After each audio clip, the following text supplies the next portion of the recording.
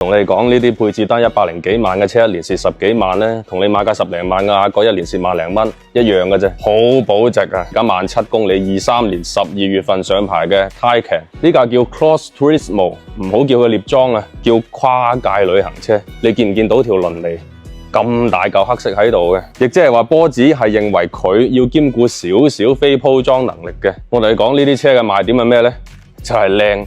你唔好同我講啲咩29 GT 啊，咩001啊，定嗰啲咩 CC 獵裝，喺成個車界發展史裏邊可以同佢稍為相提並論下嘅 CLS Shooting Brake， 單講好睇啊，當然拉你嗰啲 GTC4 Lusso 嗰啲天花板嘅太離地嘅唔討論啦。呢隻色喺大部分波子上邊都係個減分項嚟嘅，但係喺呢架車上邊你睇呢一嘢線條，哇！呢種好肥嘅寬體感覺，就係要明目張膽咁樣 show 俾你睇啊嘛。